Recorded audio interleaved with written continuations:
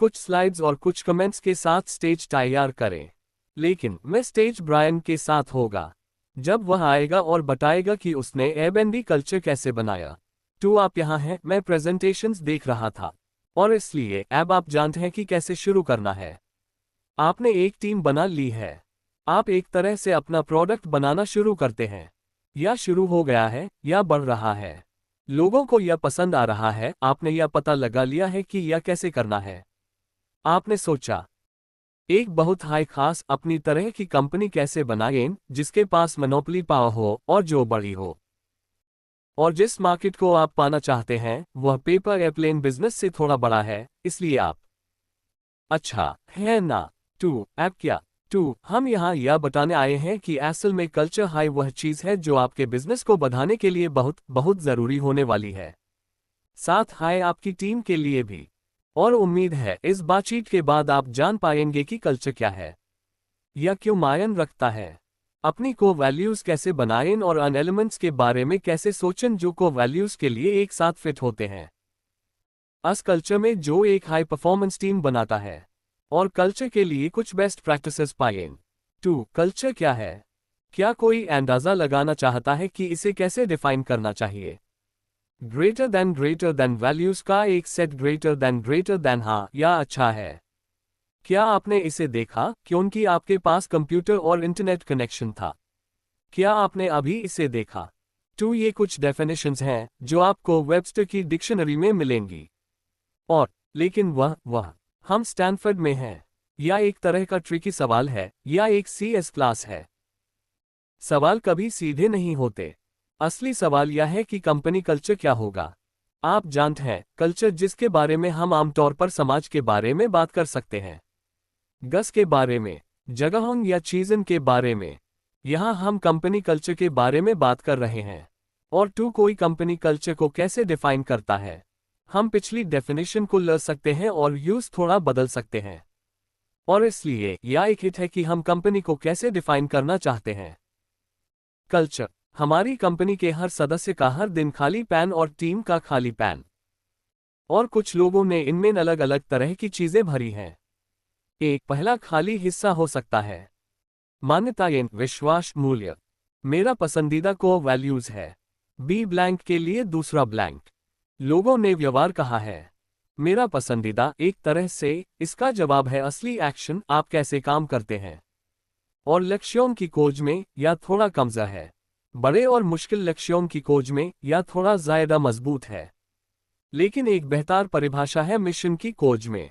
To A flat जब एक तरह से हमारे पास वह परिभाषा है, हम इसके साथ क्या करते हैं और यह क्यों मायने रखता है।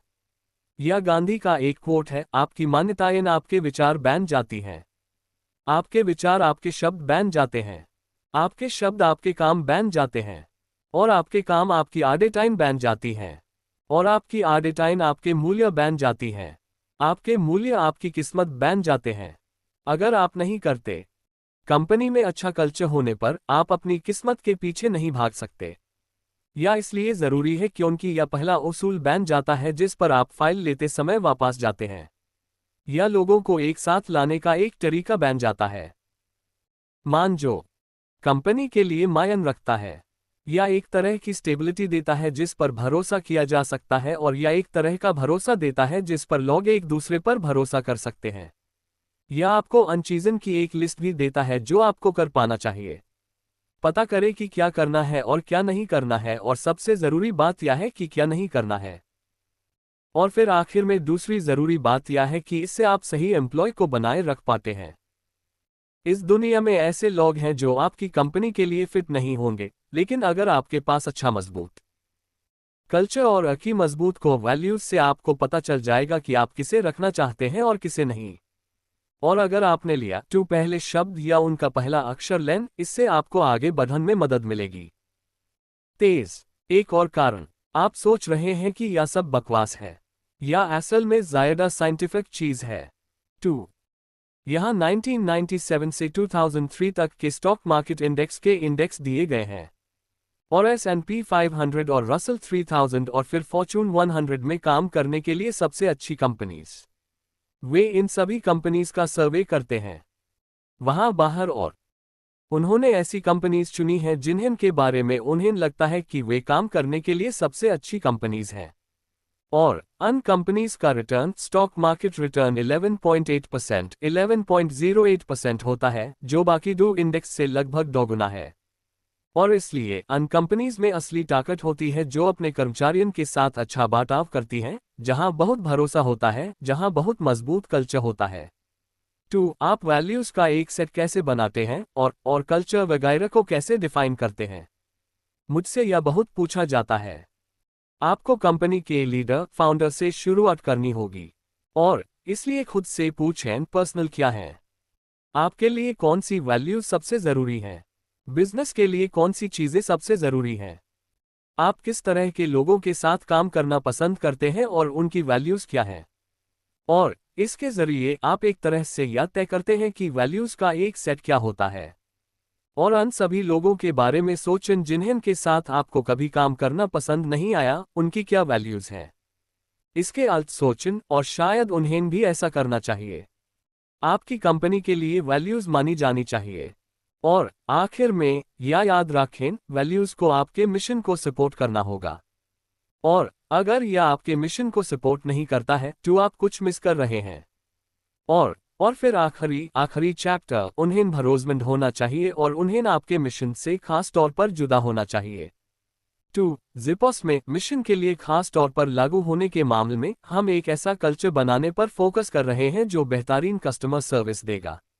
इसलिए हमारी पहली को वैल्यू थी डिलीवर करना सर्विस के जरिए। हम इस बात को लेकर बहुत साफ हैं कि हम बेहतरीन कस्टमर सर्विस देना चाहते हैं। और यह एक जबरदस्त अनुभव होने वाला था। और फिर उसके नीचे हम इसे सपोर्ट करने वाला एक पैराग्राफ जोड़ना चाहते हैं। ठीक बता रहे हैं कि हमारा इससे क्या मतलब है।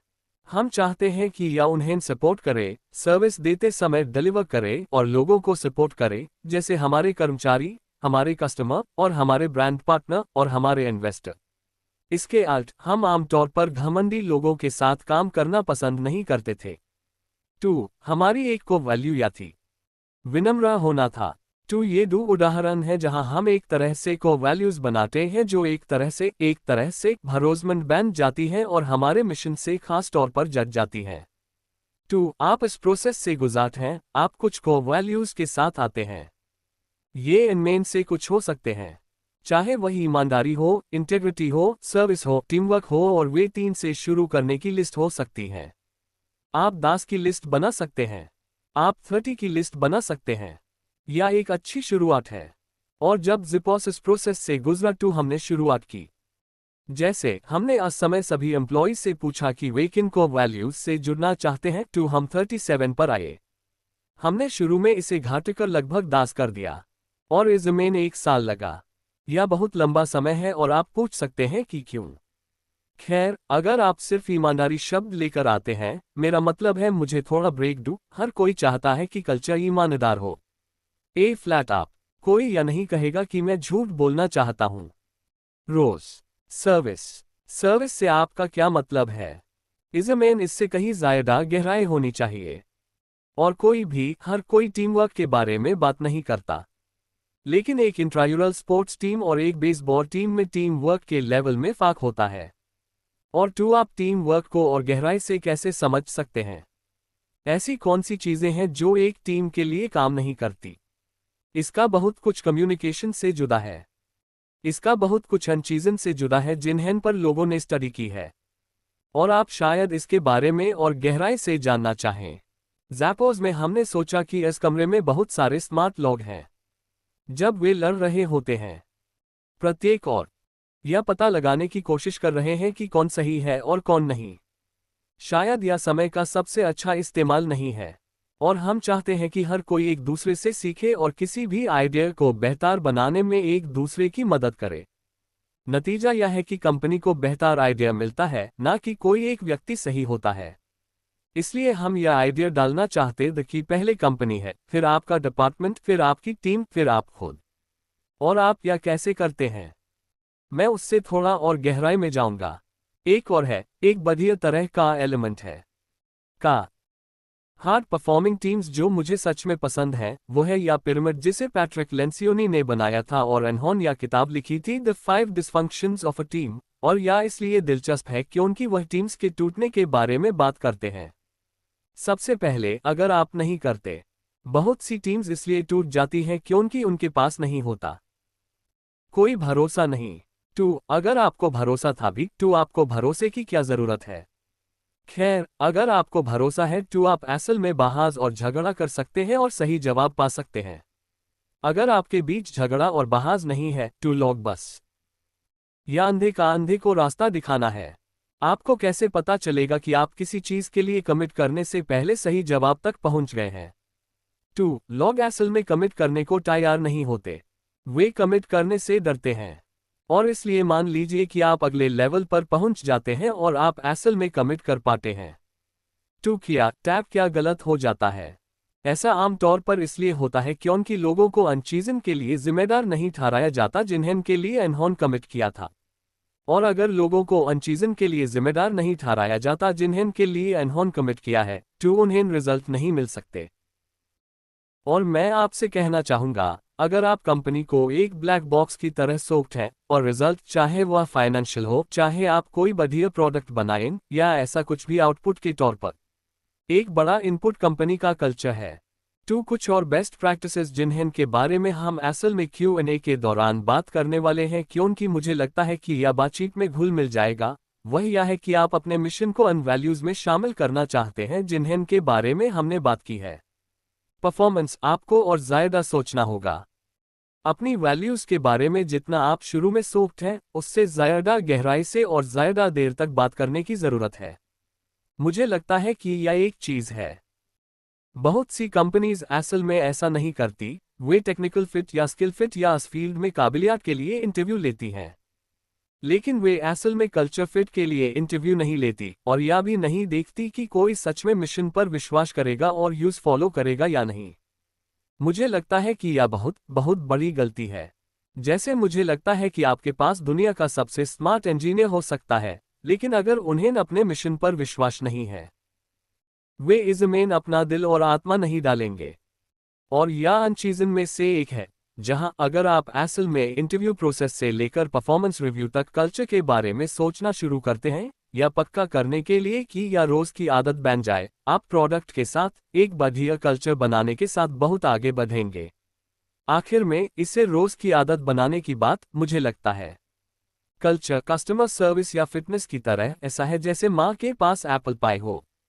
हर कोई बढ़िया कस्टमर सर्विस देना चाहता है, हर कंपनी एक अच्छा कल्चर चाहती है, वे इसे रोज की आदत नहीं बना पाते। अगर आप इसे रोज की आदत नहीं बनाते हैं तो आप फिट नहीं रह सकते।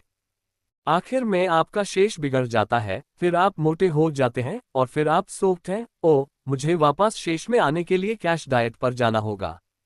यह ठीक से काम नहीं करता। और यही बात कल्चर जैसी चीज के साथ भी सच है। तो मुझे लगता है कि हमने इन सभी को चेक कर लिया है, इसलिए हम Q&A में जा सकते हैं। ब्रायन के साथ ग्रेटर देन ठीक है, कूल, ग्रेटर देन हाँ या अच्छा है, ग्रेटर देन ठीक है। सबको नमस्ते। सच कहूं तो यहाँ शांति है। ए फ्लैट बेहतर है। ए फ्लैट, मुझे कम घबराहट महसूस हो रही है। इससे बुरा कुछ नहीं है कि एक कमरा लोगों से भरा हो जो सच में बहुत शांत हों, आपको घूर रहे हों, लेकिन अब मुझे बेहतर लग रहा है। ग्रेटर देन मैं इसे 5-10 मिनट के लिए कहूंगा। ग्रेटर देन हाँ। ग्रेटर देन आप थोड़ी देर और रह सकते हैं। टू ब्रायन, इस बारे में बात करें कि जिस प्रोसेस से आप कल्चर को समझने लगे वह कितना जरूरी था। ग्रेटर देन टू एयरबीएनबी और फिर कंपनी बनाना। हाँ, तो मुझे लगता है कि एक चीज जो हम महसूस करते हैं वह यह है कि बस आपको बताने के लिए, मैं हर किसी के कुछ होने की पूरी कहानी नहीं बताऊंगा, हो सकता है आपको पता हो, लेकिन इस कहानी का बहुत छोटा वर्जन यह था कि एयरबीएनबी वैसी कंपनी नहीं थी जिसे हम शुरू करने की कोशिश कर रहे थे। मैंने अपनी नौकरी छोड़ दी, मैं पूरी तरह से तैयार था, मैं एलए में रह रहा था। एक दिन मैं सैन फ्रांसिस्को चला गया, अपने कॉलेज के दोस्त के साथ रूममेट बन गया। मैं जो गैबिया के पास गया और मेरे बैंक में $1000 थे। और किराया $1150 था। टू अस वीकेंड या international design conference San Francisco में होने वाली थी। सारे होटल बिक चुके थे। हमारे मैन में यह आइडिया आया, चलो कॉन्फ्रेंस के लिए अपने घर को बेड एंड ब्रेकफास्ट में बदल देते हैं। मेरे पास कोई बेड नहीं था, जो के पास 3 एयर बेड थे। हमने उन्हें अलमारी से निकाला। हमने इसे एयर बेड एंड ब्रेकफास्ट कहा। इस तरह कंपनी शुरू हुई। वेज मैंने शायद यह कहानी 10,000 बार बताई होगी। इस कहानी का कोई ना कोई वर्जन, और मुझे नहीं लगा था कि मैं इसे दूसरी बार कभी बताऊंगा। जब मैं याद है जब मैं बड़ा हो रहा था, मैं भी कॉलेज गया था और मेरे माता पिता सामाजिक कार्यकर्ता थे और उनके पास मैं आज स्कूल जाने को लेकर थोड़ा नर्वस था। उन्हें थोड़ी चिंता थी कि शायद मुझे कॉलेज के बाद नौकरी ना मिले, जिसके बारे में मुझे यकीन है कि बहुत से पेरेंट्स को चिंता होती है। इसलिए उसने कहा, पक्का करो कि तुम हेल्थ इंश्योरेंस वाली नौकरी का वादा करो। मैंने आखिर में airbedandbreakfast.com शुरू किया, जो इसका असली नाम था। यूस याद आया कि उसने मुझसे कहा था कि मुझे लगता है कि हेल्थ इंश्योरेंस वाली नौकरी कभी नहीं मिलेगी। हालांकि मैं ऐसा इसलिए कह रहा हूं क्योंकि एयरबीएनबी कभी भी बड़ा आइडिया नहीं था। इसे 2 चीज बनना था। किन्या देने के लिए हम बड़े आइडिया के बारे में सोच सकते थे, और इस तरह अपनी प्रॉब्लम को सॉल्व करके यह बड़ा आइडिया बन गया। तो इसके साथ हाय, और मैं इस बारे में बात नहीं करने वाला कि इन्होंने प्रोडक्ट कैसे बनाया। यह शायद एक और बातचीत है जिसके बारे में कुछ और लोग बात कर रहे थे। आपको एक अच्छी कंपनी में एक टीम बनानी होती है, और शुरुआती दिनों में हमारे 3 को-फाउंडर जो नेट और मैं कुछ हद तक सोचिए हमारे सफल होने का एक कारण यह था कि मैं सच में बहुत लकी था। और मुझे नहीं लगता कि मैं सच में लकी था क्योंकि हम एयरबीएनबी का आइडिया आया। मुझे नहीं लगता कि हम सच में लकी हैं कि टीम बनने के बाद हम सफल हो गए। मुझे लगता है कि हम बहुत सारे आइडिया सोच सकते थे और कुछ हद तक सफल भी हो सकते थे। मुझे लगता है कि मैं लकी था क्योंकि मुझे बहुत अकील लोग माइल जिन्हें के साथ मैं एक कंपनी शुरू करना चाहता था। जिन लोगों की मैं तारीफ करता था, वे कितने टैलेंटेड, कितने स्मार्ट, इससे मैं लगभग डर गया था। और मुझे लगता है कि यह पहली चीज़ों में से एक है जो आपको एक ऐसी टीम बनाने के लिए मिलती है जो इतनी टैलेंटेड हो कि वे आपको थोड़ा असहज महसूस कराएं क्योंकि वे उनके साथ रहकर आपको पता है कि उनके साथ रहने के लिए आपको अपना गेम बेहतर करना होगा। और फिर जब हम शुरुआती दिनों में साथ काम कर रहे थे, यह 2008 जैसा है। पहली बात यह है कि हम एक परिवार की तरह थे। आप फाउंडर्स के बारे में सोचते हैं। फाउंडर्स माता पिता की तरह होते हैं और कंपनी एक बच्चा है। और एक बच्चा कई तरह से अन्य व्यवहारों को दिखाएगा जो माता पिता के रिश्ते में होते हैं। अगर माता पिता डिसफंक्शनल हैं, वे साथ मिलकर काम नहीं कर रहे हैं, तो बच्चा सच में बहुत परेशान हो जाएगा। और इसलिए आप ऐसा नहीं चाहते। आप चाहते हैं कि आपका कल्चर शानदार हो। और इसलिए जो और मैं, हम शुरू में पूरी तरह से एक परिवार की तरह थे। हम दिन में 18 घंटे, हफ्ते में 7 दिन काम करते थे। मुझे याद है जब हम वाइट कमेंटेटर थे, हम साथ में काम करते थे, हम साथ में खाना खाते थे, हम साथ में जिम भी जाते थे, हम जंप सूट भी ले सकते थे। हम इतना आगे नहीं गए, लेकिन हम ऐसे थे। ऐसा था जैसे हम एक मिशन पर थे। मुझे लगा जैसे हम स्पेशल फोर्स या कुछ और थे। और हमारे काम करने का तरीका बहुत हाई कमाल का था। कमाल की अकाउंटेबिलिटी। और फिर हमें एहसास हुआ कि यह कंपनी के डीएनए जैसा था। और फिर हमने सोचना शुरू किया कि किसी पॉइंट पर आप प्रोडक्ट बनाने से दूसरे फेज में जाते हैं, जो कि इस कंपनी को बनाना है जो प्रोडक्ट बनाती है। और इसलिए बहुत सारी बातें इस बारे में होती हैं कि आप प्रोडक्ट कैसे बनाते हैं, आप प्रोडक्ट मार्केट फिट कैसे पाते हैं। एक बार जब लोग ऐसा करना शुरू कर देते हैं तो आपको एक कंपनी बनानी होती है। और इससे कोई फर्क नहीं पड़ता कि आपका ओरिजिनल प्रोडक्ट या आइडिया कितना बढ़िया है। अगर आप एक बढ़िया कंपनी नहीं बना सकते तो आपका प्रोडक्ट नहीं चलेगा। जब हमने इस बारे में सोचा और उन्हें एक बात समझ आई कि हम लंबे समय के लिए एक कंपनी बनाना चाहते हैं। आखिरी बात यह है कि मैं कुछ बनाना चाहता हूं, मेरा मतलब है इसे इस तरह से सोचें। अगर आपकी कंपनी आपके बच्चे को पसंद करती है तो एक माता पिता चाहते हैं कि उनका बच्चा उनसे ज्यादा जी। अपने बच्चे से ज्यादा जीना एक दुखद बात होगी। साथ हाय, मुझे लगा कि हमारी कंपनी के खत्म होने के बाद भी यूज ऊपर उठते और गर्द देखना हमारे लिए बहुत बुरा होगा। हम ऐसा नहीं चाहते थे। हम एक ऐसी कंपनी चाहते थे जो टिके। और इसलिए हमने शुरू किया। कंपनीज में कुछ बातें एक जैसे होती हैं।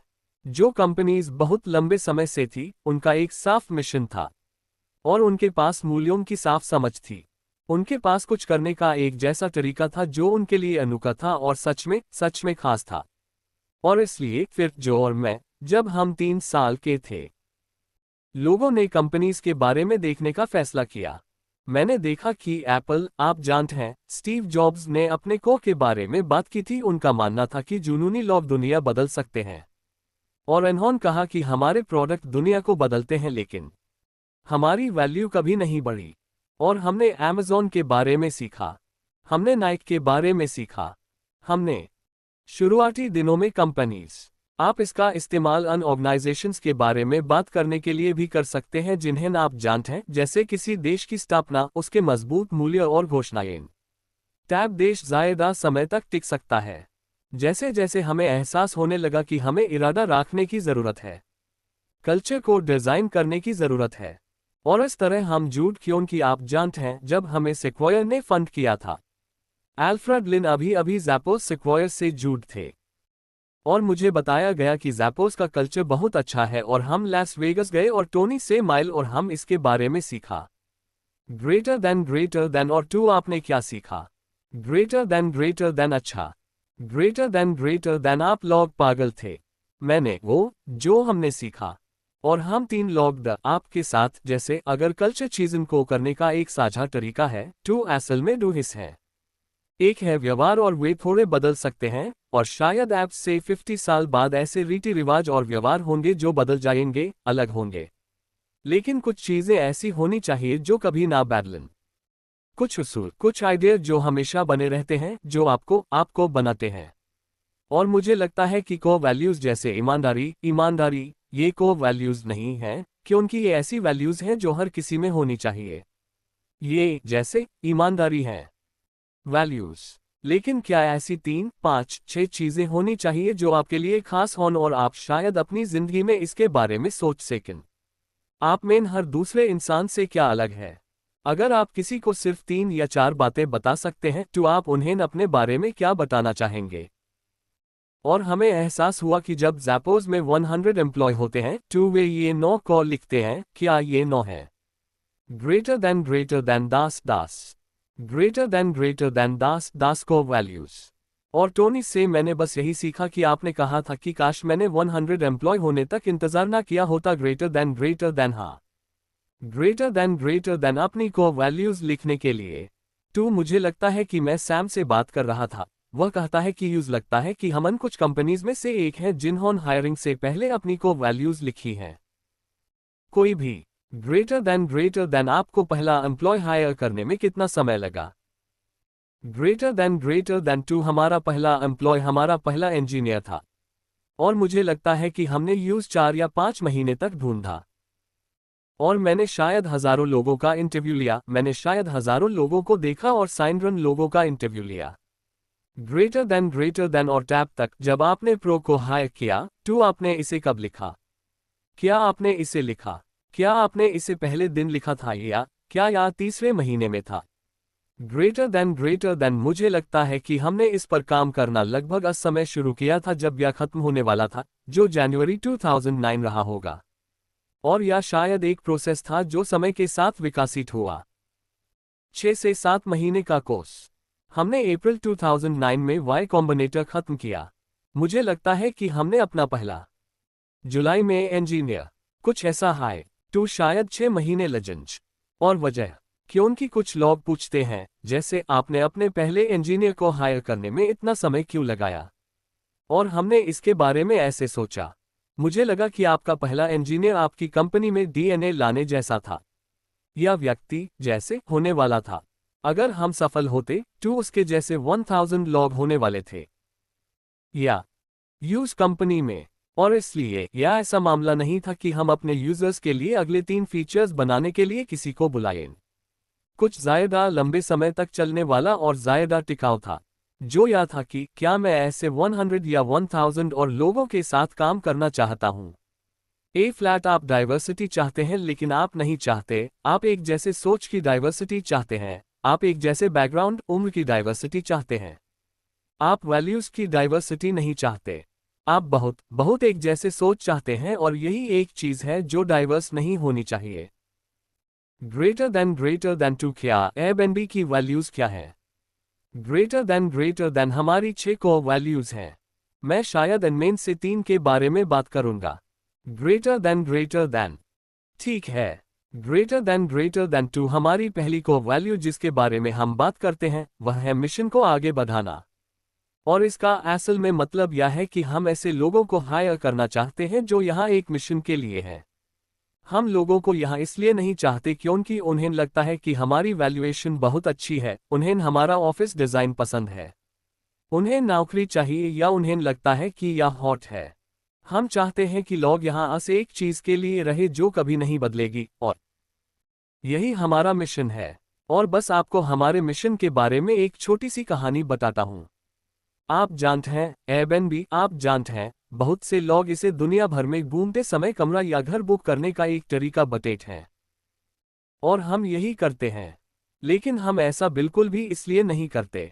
और इस सवाल का जवाब देने के लिए कि क्या क्या हमारा मिशन है, मैं आपको बस एक छोटी सी कहानी सुनाता हूं। और मुझे लगता है या इसे बताता है। 2012 की शुरुआत में मैं एक होस्ट से मिला, सेबेस्टियन नाम का एक व्यक्ति।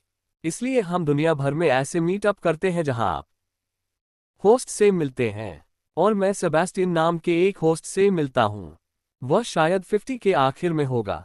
वह नॉर्थ में रहता है, लंदन। और सेबेस्टियन ने मेरी तरफ देखा। उसने कहा, ब्रायन, यह एक शब्द है जिसे तुम अपनी वेबसाइट पर कभी इस्तेमाल नहीं करते। और मैंने कहा, वह शब्द क्या है? उसने कहा, वह शब्द दोस्ती है। मैं तुम्हें दोस्ती के बारे में कहानी सुनाना चाहूंगा। मैंने कहा, ठीक है, मुझे दोस्ती के बारे में कहानी बैठो। उसने कहा कि 6 महीने पहले मेरे घर के सामने डांगे भड़क गई थी और मैं बहुत डर गया था। और अगले दिन मेरी माँ ने मुझे फोन किया। पक्का कर लो कि मैं ठीक हूँ। उसने कहा, हाँ माँ, मैं ठीक हूँ। उसने कहा, घर का क्या? और उसने कहा, हाँ घर भी ठीक है। उसने कहा, मज़ेदार बात यह है, जब दांगे शुरू हुए थे और जब मेरी माँ ने मुझे फोन किया था, उस बीच 24 घंटे का समय था। और उस समय में उसने कहा, मेरे पिछले 7 एयरबीएनबी मेम्बरों ने मुझे फोन किया था, बस यह पक्का करने के लिए कि मैं ठीक हूँ। उसने कहा, इसके बारे में सोचो। मेरी माँ से पहले मेरे 7 मेम्बरों ने मुझे फोन किया। मुझे नहीं पता कि इससे हमारे मेम्बरों के बारे में क्या पता चलता है। या उसकी माँ और भी, लेकिन ग्रेटर देन लेकिन इस गर्मी में एक आम रात या पीक नाइट में हमारे पास 425,000 लोग होते थे। 25,000 लोग घरों में रहकर एक साथ रहते थे। और वे 195 देशों से आ रहे थे। दुनिया जिसमें नॉर्थ कोरिया, ईरान, सीरिया और क्यूबा को छोड़कर हर देश शामिल है। जब आप यह कहानी सुनते हैं, असल में हम सिर्फ एक कमरा झुक करने या घूम से कहीं ज्यादा हैं। हम दुनिया को एक साथ लाने में मदद करना चाहते हैं। हम ऐसा एक एहसास देकर करना चाहते हैं। आप कहीं भी जाएं, आपका अपनापन हो। हमारा मिशन है कि आप कहीं भी रहे। ऐप से 5 साल 20 साल बाद शायद हम अभी भी कमरे और घर बैठ रहे होंगे, लेकिन शायद नहीं भी। लेकिन मैं आपको गारंटी दे सकता हूं, हम हमेशा यही रहेंगे। यह अपनेपन की भावना है और लोगों को एक साथ लाना है, और यही सबसे स्थायी विचार है। इसलिए जब हम लोगों को काम पर रखते हैं, सबसे पहले हमें यह पक्का करना होता है कि अगर यही हमारा मिशन है, आपको इस मिशन को आगे बढ़ाना होगा। आप मिशन को जीकर मिशन को आगे बढ़ाते हैं। क्या आप इस पर विश्वास करते हैं? क्या आपके पास इसके बारे में कहानियां हैं? क्या आपने प्रोडक्ट इस्तेमाल किया है? क्या आप प्रोडक्ट के लिए खून बहाएंगे? मैं ऐसे अजीब सवाल पूछता था, जैसे एक अजीब सवाल जो सैम मुझे याद दिलाता है वह यह है कि मैं लोगों का इंटरव्यू लेता था। मैं एयरबीएनबी में पहले 300 कर्मचारियों का इंटरव्यू लेता था, जिसके बारे में लोग सोचते कि मैं न्यूरोटिक हूं, और यह सच भी हो सकता है। लेकिन मैं उनसे एक सवाल पूछता था, जिसे मैंने ऐप बदल दिया है। मैं उनसे पूछना कि अगर आपके पास जीने के लिए 1 साल बचा हो, क्या आप यह नौकरी करेंगे? और असल में जो लोग हाँ कहते हैं उसके लिए शायद आप नहीं चाहेंगे, क्योंकि जैसे उन्हें आपके परिवार के साथ समय बिताना चाहिए। ग्रेटर देन इसलिए मैंने इसे 10 साल कर दिया, क्योंकि मुझे लगता है कि आपको करना चाहिए, आपको जो भी हो। अगर आपको पता होता कि आपके पास जीने के लिए 10 साल बचे हैं, आप जो चाहें आप इन आखिरी 10 सालों में करेंगे, आपको बस करना चाहिए। और मैं सच में चाहता था कि लोग इस बारे में सोचें। वह काफी समय था जैसे आपके लिए कुछ ऐसा करने के लिए जिसकी आपको सच में परवाह थी। और इसका जवाब या कंपनी नहीं हो सकती। मैं कहता हूं, ठीक है, अगर आपको घूमना है या अगर आपको कंपनी शुरू करनी है तो आपको बस वही करना चाहिए। यहां मत आओ, जाओ वो करो। और इसलिए यह एक पुरानी कहावत है, शायद आप में से कई लोगों ने इसके बारे में सुना होगा। जैसे दो आदमी ईंट लगा रहे हों। कोई पहले आदमी के पास आता है और पूछता है कि तुम क्या कर रहे हो। वह कहता है कि मैं दीवार बना रहा हूं। वह पूछता है, दूसरे आदमी ने कहा, तुम क्या कर रहे हो। वह कहता है कि मैं एक कैथेड्रल बना रहा हूं। एक काम है और फिर एक बुलावा है। और हम ऐसे लोगों को काम पर रखना चाहते हैं जो सिर्फ नौकरी नहीं ढूंढ रहे हैं, वे एक बुलाव की तलाश में हैं। और यही पहली वैल्यू है और यही मिशन को आगे बढ़ाना है। मैं बस शायद क्योंकि मैं सारा समय बर्बाद नहीं करना चाहता। मैं बस एक और बात करूंगा ताकि हम पूरी बात सिर्फ वैल्यूज के बारे में ना करें। दूसरी वैल्यू थोड़ी क्रिएटिव और किफायती होने से जुड़ी है और मैं आपको एक कहानी सुनाता हूं। हमारी कंपनी ऐसी थी। वेज, आपकी कंपनी की शुरुआत की सभी कहानियां आखिर में ऐसी चीजें बन जाती हैं जिन्हें लोग डॉटे हैं। और जब आप 1000 लोग होते हैं तो बात करते हैं और या कुछ कुछ आपके बचपन जैसा होता है, ये चीजें जिंदगी में बाद में वापस आती हैं। कंपनी के साथ भी यही बात है। टू एयरबीएनबी, मुझे लगता है कि मार्क ने पिछली बातचीत में कहा था कि यह ऐप तक का सबसे खराब आइडिया था। और या सच में शायद सबसे खराब आइडिया था। मेरा मतलब है, लोगों को लगा कि हम पागल हैं। मुझे याद है कि मैंने लोगों को इस आइडिया के बारे में बताया था। और मुझे याद है कि मैंने पॉल ग्राहम से कहा था हमारे इंटरव्यू में, हमारे पास यह आइडिया है, इसे एयरबीएनबी कहते हैं। उन्होंने कहा, क्या लोग सच में ऐसा कर रहे हैं? मैंने कहा, हाँ।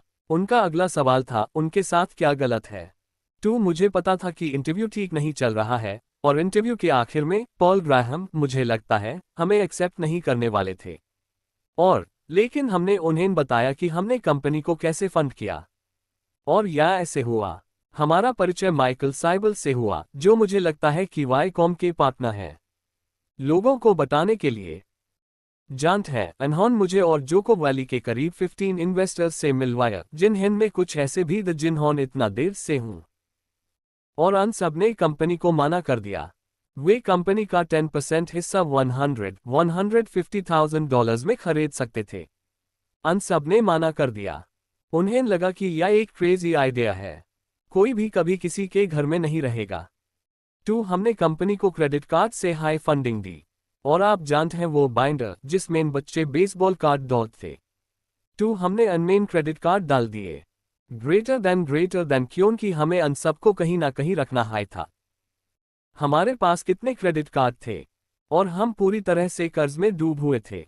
और 2008 के पतझड़ में हमने आवास के लिए डेमोक्रेटिक और रिपब्लिकन नेशनल कन्वेंशन, और हमारे पास एक अजीब सा आइडिया था क्योंकि हम सच में ज्यादा घर नहीं बेच रहे थे। तो असल में एयरबीएनबी लॉन्च हुआ और लॉन्च के 1 साल बाद मुझे लगता है कि हमारी वेबसाइट पर हर दिन 100 लोग आते थे और हमारी डू बुकिंग होती थी, जो आमतौर पर बुरा होता है। या कुछ ऐसा है जैसे कोई गाना रिलीज हो और 1 साल बाद हर दिन 3 लोग यूज सुनें। जैसे कि यह शायद बहुत पॉपुलर गाना नहीं होगा। लेकिन मुझे इस पर विश्वास था और जो और नेट को भी इस पर विश्वास था, लेकिन और इसलिए हम पूरी तरह से कर्ज में डूब हुए थे, हमें नहीं पता कि क्या करें। और इसलिए हमें यह आइडिया आया कि हम ए बेड एंड ब्रेकफास्ट कर रहे हैं, हम डेमोक्रेटिक और रिपब्लिकन नेशनल कन्वेंशन के लिए घर दा रहे हैं। क्या होगा अगर हम डेमोक्रेटिक नेशनल कन्वेंशन के लिए एक कलेक्टिबल ब्रेकफास्ट सीरियल बना लें? और हम आए इस बराक ओबामा थीम सीरियल के साथ। हमने इसे ओबामा ओएस यानी बदलाव का नाश्ता कहा। और फिर हम एक रिपब्लिकन थीम लेकर आए, टू जॉन मकेन के लिए हमें पता चला कि वह नेवी में कैप्टन है।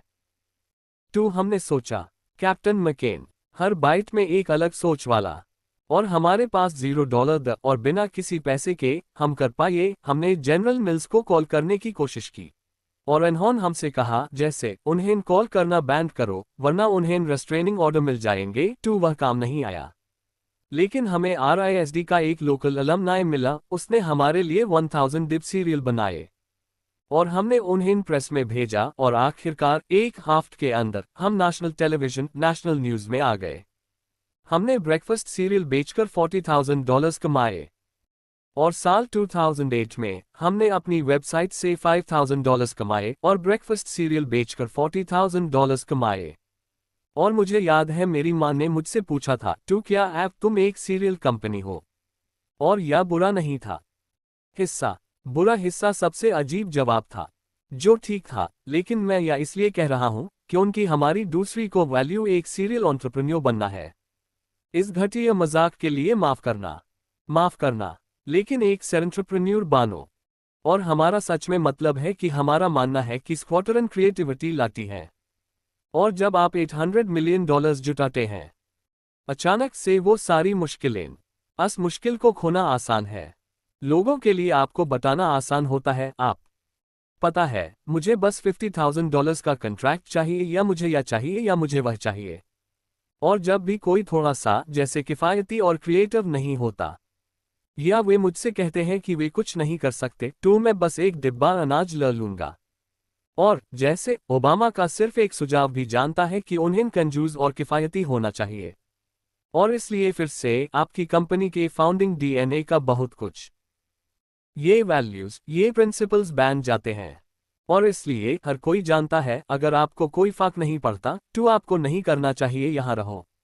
और इसका मतलब यह नहीं है कि तुम्हें कोई परवाह करनी है, इसका मतलब बस यह है कि तुम्हें यहां रहना है और तुम्हें क्रिएटिव भी होना है और एक तरह से एक एंटरप्रेन्योर जैसा होना है, बहुत मेहनती। और ये कुछ वैल्यूज हैं जो हम सीखते हैं। Greater than cool. टू तुम लोगों को शुरू करना चाहिए, सवालों के बारे में सोचना शुरू करना चाहिए। मैं ऑडियंस के सवालों के लिए तैयार हूं, लेकिन मेरे पास तुम्हारे लिए कुछ और सवाल हैं। ग्रेटर देन हाँ, ग्रेटर देन टू, यह सब अच्छा लग रहा है, कहानियां बहुत अच्छी हैं। ग्रेटर देन हाँ, ग्रेटर देन यहाँ के लोग काफी शक करने वाले हैं। ग्रेटर देन हाँ, ग्रेटर देन यह CS डिपार्टमेंट की क्लास है। ग्रेटर देन हाँ, ग्रेटर देन शायद लेफ्ट ब्रेन पर फोकस है। ग्रेटर देन हाँ, ग्रेटर देन थोड़ा सॉफ्टी सा राइट ब्रेन फोकस लगता है।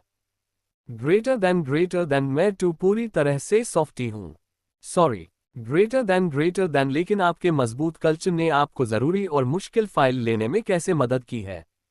ग्रेटर देन खैर, मुझे लगता है कि टू बात यह है, संस्कृति, कल्चर के बारे में 3 बातें हैं जो वे आपको कभी नहीं बतेट। पहली बात यह है कि वे आपको कभी कुछ नहीं बतेट। दूसरे शब्दों में, कोई भी कभी कल्चर के बारे में बात नहीं करता और कोई भी आपको कभी नहीं बताता कि आपके पास मजबूत कल्चर होना चाहिए। और इसलिए एक बढ़िया प्रोडक्ट बनाने के बारे में बहुत सारे आर्टिकल हैं, ग्रोथ और अपनाने के बारे में बहुत सारे आर्टिकल हैं, और कल्चर के बारे में बहुत कम बातें हैं। यह एक रहस्यमय चीज है जो थोड़ी सॉफ्ट और फजी है। यही पहली प्रॉब्लम है। दूसरी प्रॉब्लम यह है कि इसे मापना मुश्किल है, और जो चीजें मिलती हैं जिन्हें मापना मुश्किल होता है, उन पर अक्सर डिस्काउंट मिलता है। और ये 2 बहुत मुश्किल चीजें हैं। लेकिन तीसरी चीज सबसे बड़ी प्रॉब्लम है। कल्चर की सबसे बड़ी प्रॉब्लम यह है कि यह शॉर्ट टर्म में फायदेमंद नहीं होता। असल में अगर आप एक साल में एक कंपनी बनाना चाहते हैं और यूज जल्द से जल्द बेचना चाहते हैं, तो मेरी सबसे पहली सलाह यह है कि कल्चर को खराब कर दो। इसे भूल जाओ, बस लोगों को जल्दी हायर करो। कल्चर आपको बहुत धीरे धीरे हायर करता है और इससे आपको ऐसे फाइल लेने में सावधानी बरतनी पड़ती है जो जल्द हाई तरक्की को धीमा कर सकते हैं।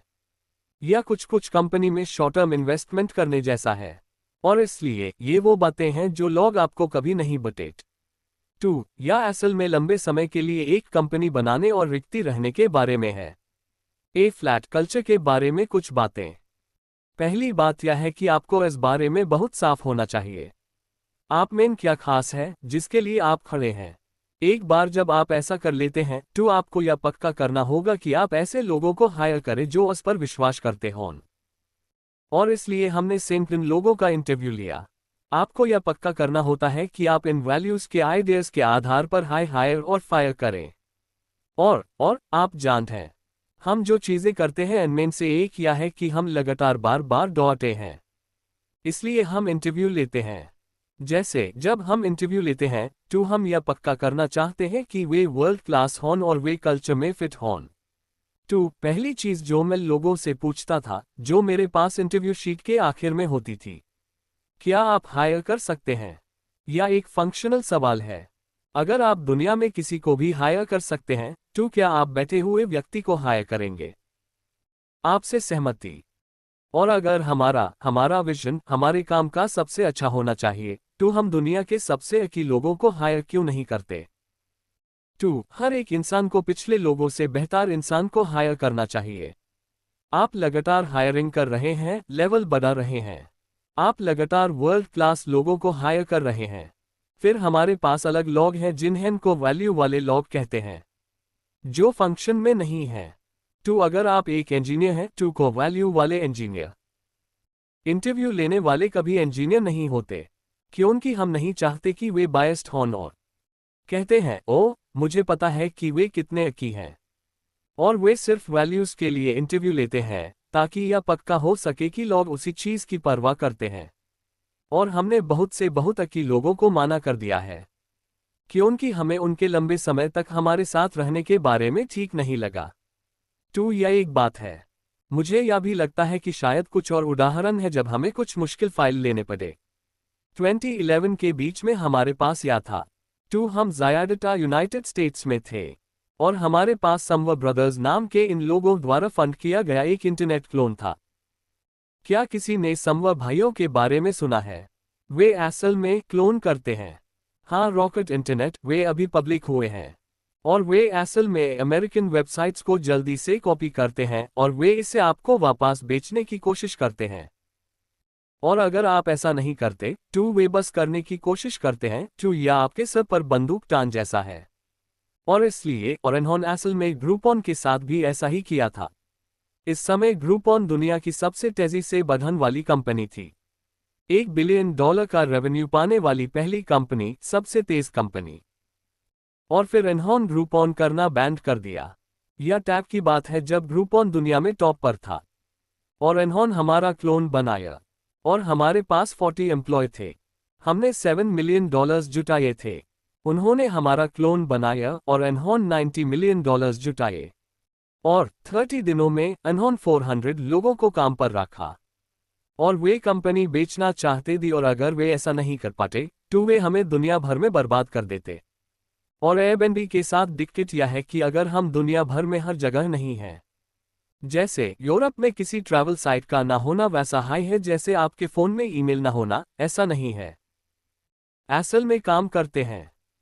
तो हम थोड़ी मुश्किल में थे और हमने यह बातचीत की और प्रैक्टिकल फैसला लिया गया। क्या हमें उन्हें खरीदना चाहिए? और फिर वैल्यूज़ का फैसला था। प्रैक्टिकल वाले को शायद यह कहना चाहिए था कि उन्हें खरीद लो क्योंकि आप इंटरनेशनल लेवल पर हान का रिस्क नहीं ले सकते। तो बस यह पक्का कर लो कि तुम्हें इंटरनेशनल लेवल पर हाई मिलेगा। लेकिन हमने उन्हें नहीं खरीदा। और हमने उन्हें इसलिए नहीं खरीदा क्योंकि मुझे उनका कल्चर पसंद नहीं आया। मैं इन 400 लोगों को नहीं लाना चाहता था। मुझे लगा जैसे हम मिशनरी हैं और वे भाग के सैनिक थे। मुझे नहीं लगा कि वे अपने विश्वास के लिए ऐसा कर रहे थे। मुझे लगा कि वे बहुत जल्दी बहुत सारा पैसा कमाने के लिए ऐसा कर रहे थे। और मेरा मानना है कि मिशनरीज के खिलाफ युद्ध लंबे समय तक चलेगा और टिके भी। भाग के सैनिक। और मुझे यह भी लगा कि एक इंटरनेट स्टार्टअप इंटरनेट क्लोन के खिलाफ सबसे अच्छा बदला बस यही था। उन्हें लंबे समय तक कंपनी चलाने दो। या ऐसा है जैसे बच्चा तुम्हारे पास है, ऐप तुम्हें यूज पालना है। Greater than two. Greater than आखिर में हमने यही किया। और यह एक बहुत हाई विवादित फैसला था। बहुत से लोग मुझसे कह रहे थे कि आपको यह कंपनी खरीद लेनी चाहिए। हमने ऐसा नहीं किया।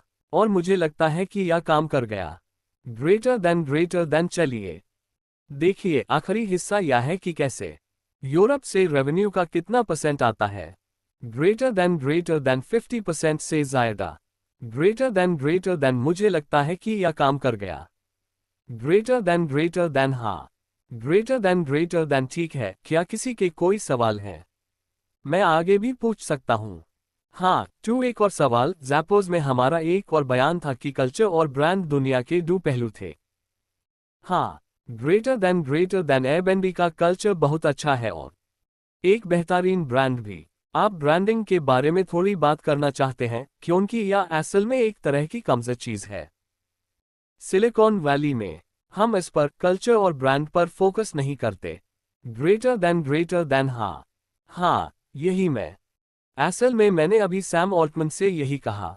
मुझे लगता है कि सिलिकॉन वैली ऐतिहासिक रूप से बहुत मजबूत नहीं है, या हम कल्चर और ब्रांड के बारे में ज़्यादा बात नहीं करते। वे एक हाई सिक्के के दो पहलू हैं। इसलिए कल्चरल जैसे कंपनी के अंदर आपके जो सिद्धांत और विश्वास हैं, आप चाहते हैं कि लोग वैसे हाई हों। लंबे समय के साथ जुदा हुआ और कंपनी के अंदर जो कुछ भी होता है वह आखिरकार सामने आता है। आप इसे रोक नहीं सकते। और ब्रांड असल में कंपनी के बाहर का वह वादा है जिससे हर कोई जुड़ता है। और इसलिए मुझे लगता है एक साफ मिशन होना और यह पक्का करना कि आप उस मिशन को जानते हैं और यह पक्का करना कि वह मिशन कंपनी के जरिए आए, शायद सबसे जरूरी चीज है जो आप कल्चर और दोनों के लिए कर सकते हैं। वैल्यूज। और फिर दूसरी बात जो आपको जाननी चाहिए वह यह है कि आपका ब्रांड लोग आपके बारे में कैसा सोचते हैं। एक कंपनी के तौर पर या अक्सर आप जानते हैं, आपके ब्रांड के प्रचारक आपके कर्मचारी होते हैं और इसलिए आपका कल्चर कमजोर होता है। और हम अक्सर सोचते हैं कि जो कंपनीज कर्मचारियों या ऐसे लोगों को काम पर रखती हैं जो बहुत पैशनेट होते हैं, वे ऐसी कंपनीज बनाती हैं जिन्हें के बारे में कस्टमर सच में पैशनेट होते हैं। और ये वो कंपनीज हैं जिन्हें के पास मजबूत ब्रांड होते हैं। और इसलिए ज़ैपोज़ का ब्रांड सच में बहुत मजबूत था क्योंकि उनका कल्चर मजबूत था। और बहुत सी कंपनीज गूगल वे कल्चर की बहुत परवाह करती हैं। उनके पास असल में एक सवाल है, क्या यह व्यक्ति गूगली है? और इसका मतलब यह है कि क्या वे गूगल कल्चर में फिट होते हैं। गूगल एक बहुत मजबूत कल्चर या सिर्फ गूगल के लिए है। और वेज अच्छा या बुरा कल्चर जैसी कोई चीज नहीं होती। या टू मजबूत या कमजोर कल्चर होता है। और किसी और के लिए अच्छा कल्चर आपके लिए अच्छा कल्चर नहीं हो सकता। इसलिए मुझे लगता है कि ब्रांड भी बहुत जरूरी है। और ब्रांड असल में आपका अपने कस्टमर्स के साथ कनेक्शन है। और इसलिए अगर आपके पास बहुत मजबूत कल्चर है, कल्चर जो पूरी बातचीत और ब्रांड हो सकता है, लेकिन अगर आपका कल्चर काफी मजबूत है तो ब्रांड सामने आएगा।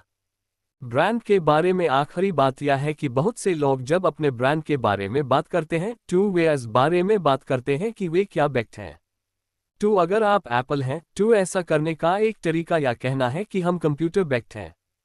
और जैसे हमारी नई स्क्रीन बड़ी है और यह तेज है। और वे बिट्स और बाइट्स के बारे में बात करते हैं। और मुझे स्टीव याद है, जॉब्स ने एक बहुत जरूरी बात कही थी जिसमें इन्होंने कहा था कि जीतने का तरीका, यह 1997 की बात है जब इन्होंने पहले वापस आए 2 बिट्स और बाइट्स के बारे में बात नहीं करनी थी। जीतने का तरीका है कि हम उन चीज़ों के बारे में बात करें जिन्हें हम महाटीवी देते हैं। और हमारी मुख्य वैल्यू यह है कि हम मानते हैं कि जुनून वाले लोग दुनिया बदल सकते हैं। और इसी तरह हमने थिंक डिफरेंट कैंपेन शुरू किया। और इसलिए एप्पल ने इस बड़े टेनिसान से पहले जो दुनिया की सबसे वैल्यूएबल कंपनी बन गई, उन्होंने थिंक डिफरेंट कैंपेन किया जो बेसिकली कह रहा है हम इसी में विश्वास करते हैं। और अगर आप एप्पल कंप्यूटर खरीदते हैं तो आप यह भी कह रहे हैं कि मैं भी इसी में विश्वास करता हूं। और मुझे लगता है एक गहरा को विश्वास होना चाहिए और अगर ऐसा नहीं होता है तो आप एक यूटिलिटी हैं। और यूटिलिटीज कमोडिटी की कीमतों पर बेची जाती हैं। ग्रेटर देन आगे बढ़ें। ग्रेटर देन आपको कैसे पता चला कि इस आइडिया को कैसे कम्युनिकेट करना है। ग्रेटर देन कैसे? सवाल यह है कि आपको कैसे पता चला कि इसे कंपनी तक कैसे कम्युनिकेट करना है। कल्चर या को वैल्यूज ग्रेटर देन एम्प्लॉयज के लिए, बारी दुनिया के लिए, greater than culture, values, brand, greater than। Airbnb क्या करता है या कैसे बताएं इन greater than to। सवाल यह है कि हम Airbnb के शुरुआती दिनों के बारे में कैसे बतेट हैं। खैर, हमने बहुत कुछ सीखा कि उनकी शुरुआती दिनों में हम एक यूटिलिटी की तरह बात करते थे। हमने असल में कहा था कि Airbnb होटलों का एक सस्ता अफोर्डेबल विकल्प है। और हमारी एक टैगलाइन थी कि होटलों को भूल जाओ, Airbnb से पैसे बचाओ। और समय के साथ हमें लगा कि मेरा मतलब है कि यह सच में शुरुआती दिनों की बात है। और हमें लगा कि यह बहुत ज़्यादा लिमिटिंग था। इससे आइडिया कमज़ोर हो गया। और इसलिए हमने आखिरकार अपनी टैगलाइन बदलकर इंसानों की तरह ट्रैवल करना कर दिया, जिसे हमने नहीं रखा है। लेकिन असल में इसका मतलब यह था कि हम एक खास तरह की दुनिया में यकीन करते हैं और हमें सच में लगता है कि ट्रैवल मास प्रोड्यूस्ड है। आप अकेला महसूस करते हैं, आप अजनबी जैसा महसूस करते हैं। और हम दुनिया को वापस उस जगह पर लाना चाहते हैं जहां या फिर से थोड़ा गांव जैसा हो, जहां 7 दूसरे लोगों से आ रही हो। आपको ऐसा महसूस हो कि आप अपने हैं और आपके साथ सच में एक इंसान जैसा बर्ताव किया जाता है। आप जानते हैं, आप जिंदगी में कितने भी सफल क्यों ना हों, अक्सर ट्रैवलिंग आपको याद दिलाएगी आप इतने सफल नहीं हैं। TSA से गजरियन एक आम होटल में रहे। कभी कभी आपको कुछ दिक्कतें होंगी और इसलिए हम सच में लोगों को स्पेशल महसूस कराना चाहते हैं। और यह कुछ ऐसा था जो हमने शुरुआती दिनों में किया था और हमने बहुत सारी स्टोरी टेलिंग की।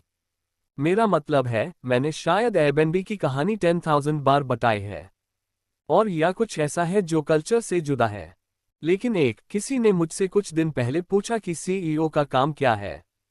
और एक CEO कई काम करता है, लेकिन आप ज़्यादातर जो करते हैं वह है विजन बताना। जब आप विजन बतेते हैं, आपको एक स्ट्रैटेजी बनानी होगी और आपको कल्चर के हिसाब से लोगों को हायर करना होगा। अगर आप ये 3 काम करते हैं तो असल में आपकी कंपनी बन जाएगी और उम्मीद है कि वह कंपनी सफल होगी। अगर आपके पास सही विजन, सही स्ट्रैटेजी और की लोग हैं। हम जो करते हैं वह है विजन को बार बार बताना।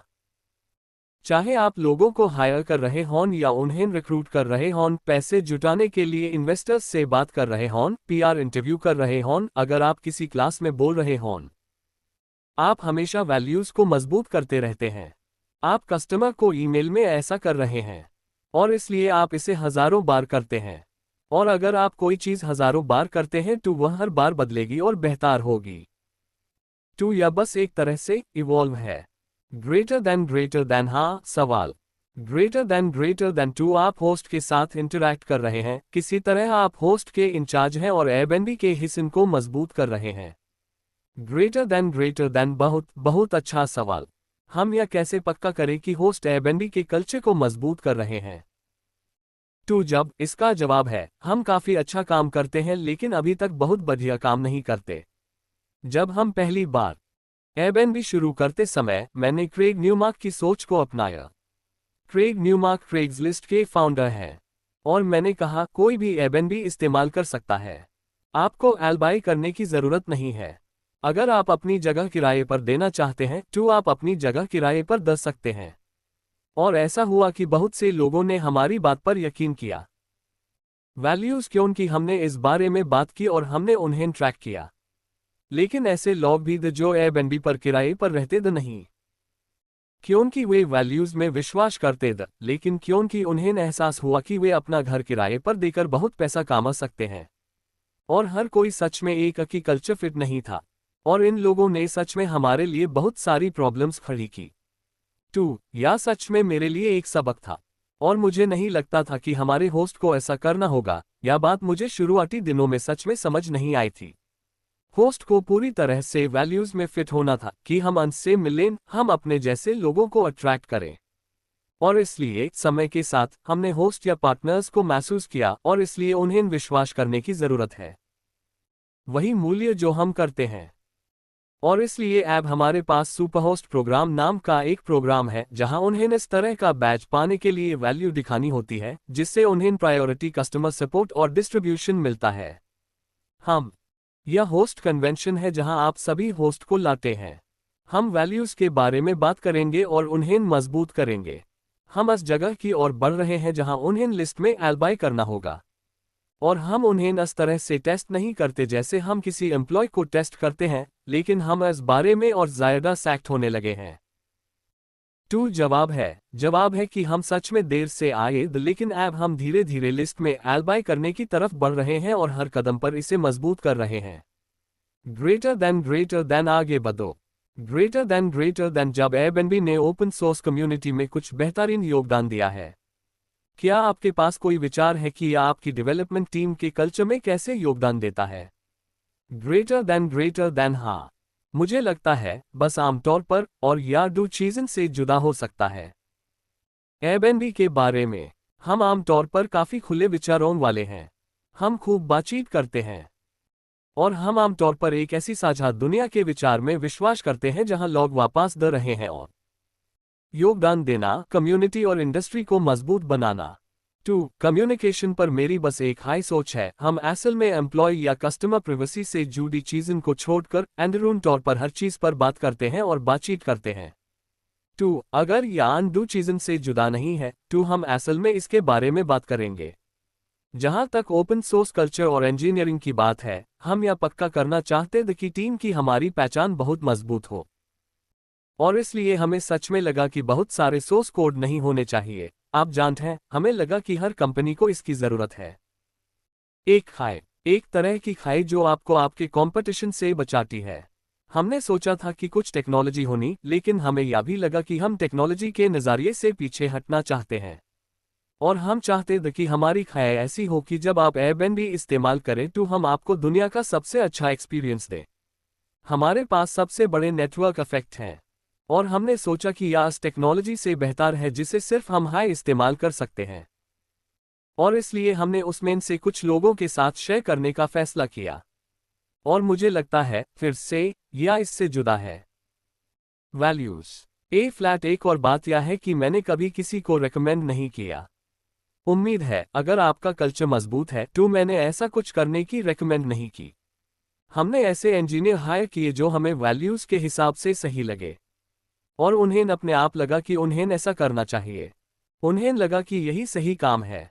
ग्रेटर देन बिल्कुल पीछे।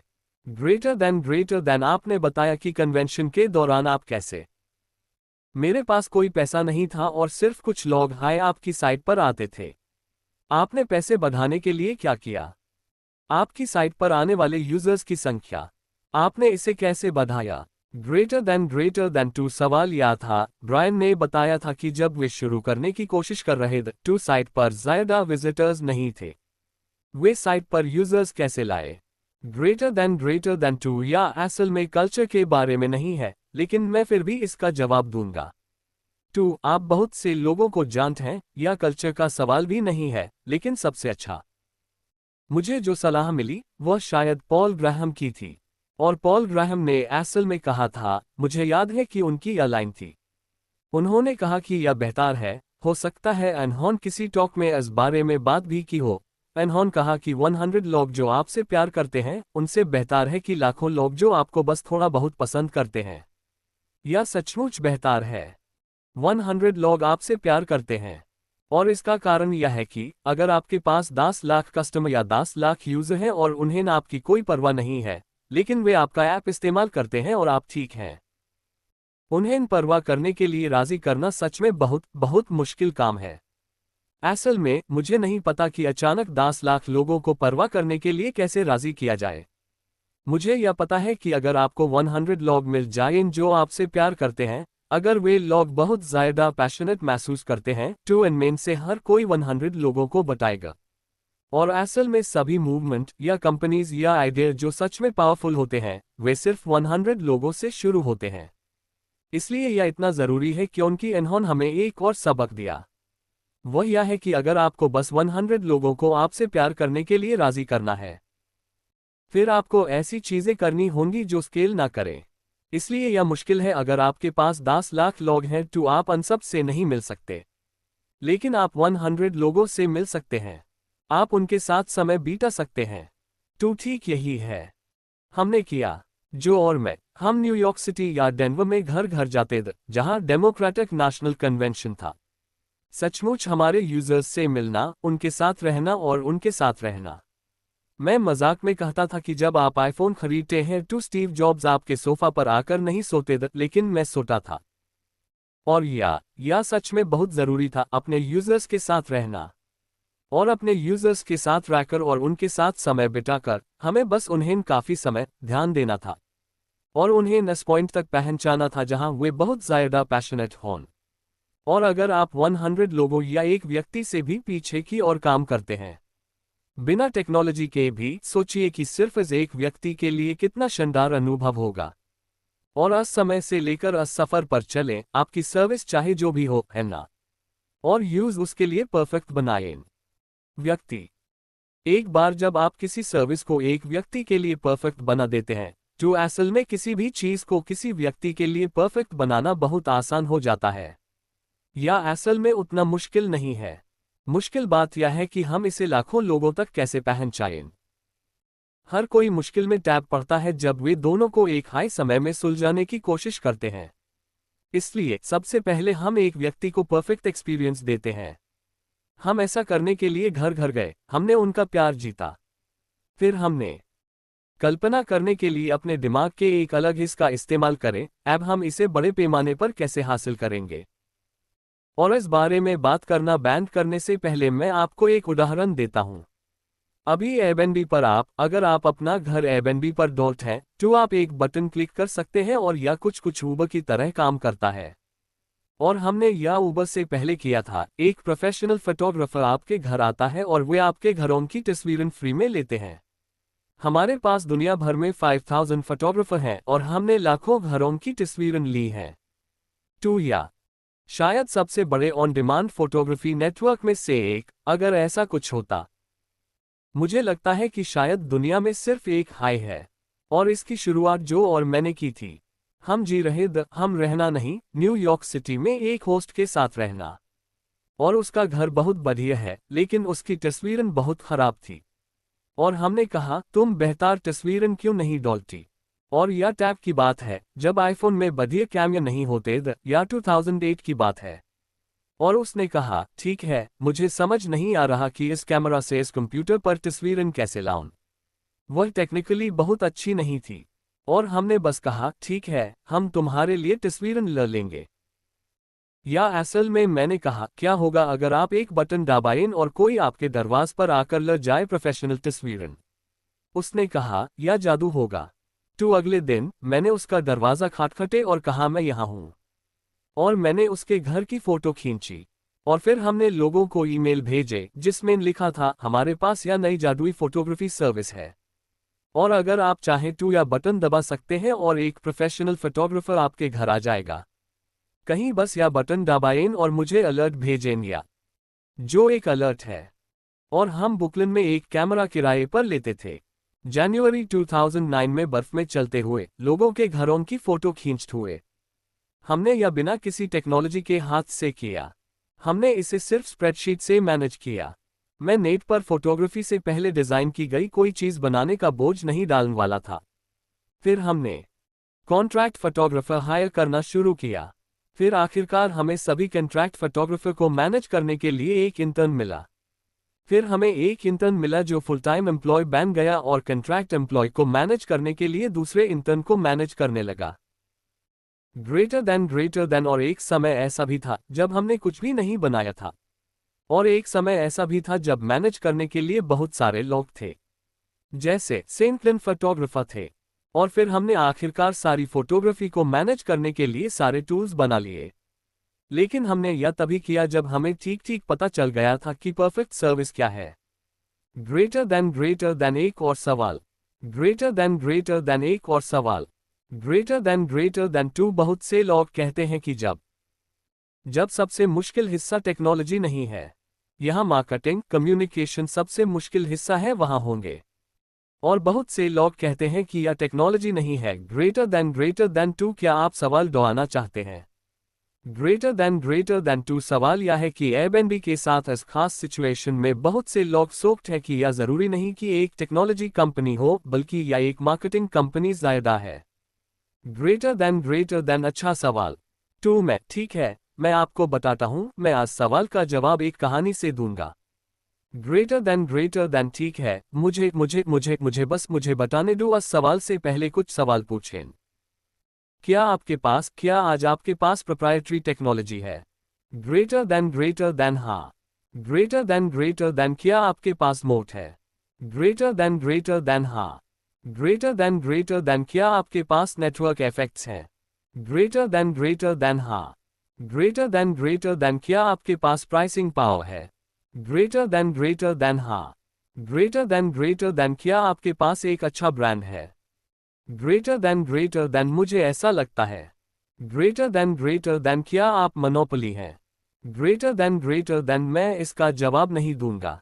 ग्रेटर देन लेकिन मुझे लगता है कि सवाल जैसा हाई है, बस इन सब बातों को भूल जाइए। जिन कंपनीज पर नेटवर्क का असर होता है और वे एक तरह से इससे बाहर निकल जाती हैं। जमीन पर आधारित। ग्रेटर देन हाँ। ग्रेटर देन फ्लाई व्हील जा रहा है। ग्रेटर देन हाँ। ग्रेटर देन लोग बस यही सोचते हैं कि आप लकी हैं। ग्रेटर देन हाँ, मुझे बैटो। यह बिल्कुल सही सवाल है। और लोगों ने यह कहा है। 2 मैं इसका जवाब देना चाहता हूं। आप जो ऐप सेक्वायर कैपिटल चलाते हैं, उनका नाम डग लियोन है। ग्रेटर देन हाँ। ग्रेटर देन एक दिन, मुझे लगता है कि या 1 साल, 1.5 साल पहले की बात है, डग लियोन ने कहा आपकी नौकरी बेकार है। ग्रेटर देन और मैं सोच रहा था, इसका क्या मतलब है? जैसे कि मेरे पोर्टफोलियो में आपको सीईओ की सबसे खराब नौकरी मिली है। और मैंने कहा मुझे बैटो क्यों? और इन्होंने यही कहा। उन्होंने कहा ठीक है, मुझे बताने दो, मैं इसके बारे में ऐसा सोचता हूं। सबसे पहले आप एक टेक्नोलॉजी कंपनी हैं। और उन्हें लगा कि हम एक टेक्नोलॉजी कंपनी है, और मैं कहूंगा दिल से, कई तरह से हम एक टेक्नोलॉजी कंपनी है। और इसलिए हमारे सामने मेरी दूसरी सभी पोर्टफोलियो कंपनीज की तरह हाई सभी चुनौतियां हैं। लेकिन इसके अलावा आप 190 देशों में हैं। और इसलिए आपको यह पता लगाना होगा कि इंटरनेशनल कैसे बने। हमें दुनिया भर के देशों में लोगों को हायर करना है। हम सचमुच हर देश में हैं, लेकिन नॉर्थ कोरिया, सीरिया और क्यूबा। आप असल में एक पेमेंट कंपनी हैं। हम हर साल अपने सिस्टम से अरबों डॉलर का लेन देन करते हैं। और हमें कैलिफोर्निया राज्य में मनी ट्रांसमिटर लाइसेंस लेना पड़ा। 2 हम असल में एक पेमेंट्स कंपनी है, और हमारे यहाँ गंभीर फ्रॉड और रिस्क है, वारंट करने के लिए, और फोर्ट नॉक्स की तरह बैन करने की जरूरत है। उन्होंने कहा यही वह जगह है जहां कंपनीज आमतौर पर खत्म हो जाती हैं। लेकिन आपने बाकी सब बकवास की चिंता करनी होगी। और वह कहते हैं सेफ्टी पर भरोसा रखो। आप जानते हैं कि हमारे पास 425,000 लोग होते थे। अंदर रहना। दूसरे लोगों के, उनके नीचे, उनके बिस्तर में, उनकी चादरों में। ग्रेटर देन टेक्सास की एक महिला के बारे में सोचिए जो मिडिल ईस्ट में रहती है, या इसका उल्टा। जो कल्चरल झगड़े हो सकते हैं और गलतफहमियां हो सकती हैं, और आप जानते हैं आपके यहाँ एक रात में 425,000 लोग आते हैं। या ऑकलैंड के मेयर होने जैसा है। ए फ्लैट, सोचिए अगर आप ऑकलैंड के मेयर हैं, तो आज रात ऑकलैंड में ये सब चीजें होती हैं। ग्रेटर देन 2 आपको सेफ्टी पर भरोसा है। ए फ्लैट, हमारे पास रेगुलेटरी प्रॉब्लम है। आप जानते हैं हम 34,000 शारन में हैं। हर शहर का कानून अलग होता है, अलग नियम होते हैं। और इनमें से कई अलग अलग साड़ी में लिखे गए इससे पहले कि आपके पास या टेक्नोलॉजी हो, तो आपको उससे निपटना होगा। फिर आपको सर्च जैसी दिक्कतें आती हैं और डिस्कवरी। 2 गूगल का यह ब्रांड है कि वह सर्च को लेकर बहुत जरूरी है। सर्च के बारे में बात यह है कि अगर मेरा कोई सवाल है तो गूगल मुझे 40,000 रिजल्ट दे सकता है, लेकिन यह शायद साफ है कि हर किसी के लिए एक या 2 सबसे अच्छी ऑप्शन है। 2 अगर मुझे किसी सवाल का जवाब जानना हो, तो ये आम तौर पर मेरे सबसे अच्छे जवाब होते हैं। पेरिस में हमारे 40,000 घर हैं। इस कमरे में किसी के लिए भी पेरिस में कोई सबसे अच्छा घर नहीं है। इसलिए हमें लोगों और टेक्नोलॉजी को मैच करने में सच में बहुत अच्छा होना होगा। हमें एक ऐसी कंपनी बनानी होगी जो बस आप जानते हैं, एक और उदाहरण हो। उदाहरण के लिए फेसबुक एक डिजिटल प्रोडक्ट है। उनका प्रोडक्ट उनकी वेबसाइट है। हमारे प्रोडक्ट ये हैं। असल दुनिया में आपके जो अनुभव हैं हम उन्हें आपके साथ शेयर करते हैं। इसलिए हम सिर्फ एक ऑनलाइन प्रोडक्ट नहीं हैं, हमें एक ऑफलाइन प्रोडक्ट बनाना होगा, उत्पाद। और हमें अपने ऐप में होने से लेकर शारण तक बदलाव करने की जरूरत है।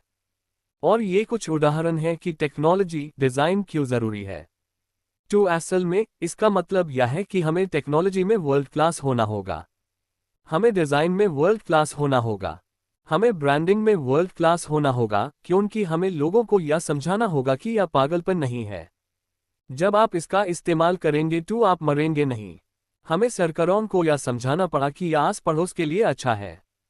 अगर इंटरनेट चला जाए तो क्या होगा आपके पड़ोस में? लोग इसे यही कहते हैं। उम्मीद है यह अच्छी बात है। और आपको यह पक्का करना होगा कि सुरक्षा पर भरोसा सच में वर्ल्ड क्लास हो, कि हम ये सारे पेमेंट संभालन और हमें रिस्क की कोई समस्या ना हो। और मैं कुछ इस तरह से कह सकता हूं, और इसका कल्चर से कोई लेना देना भी नहीं है। मैंने कल्चर का जिक्र भी नहीं किया। मैं इसे ऐसे बताता हूं, मुझे लगता है कि महान कंपनीज वे कंपनीज होती हैं जो शायद हर चीज में बहुत मजबूत होती हैं। लेकिन आप जानते हैं, हम सबसे की इंजीनियर्स को हायर करने की कोशिश करते हैं और दुनिया में टेक्निकल टैलेंट है, और मैं पक्का हमें एक मार्केटिंग कंपनी के तौर पर नहीं देखता। Greater than thank you. Greater than thank you. Greater than thank you दोस्तों। ग्रेटर देन ठीक है, थैंक यू सर।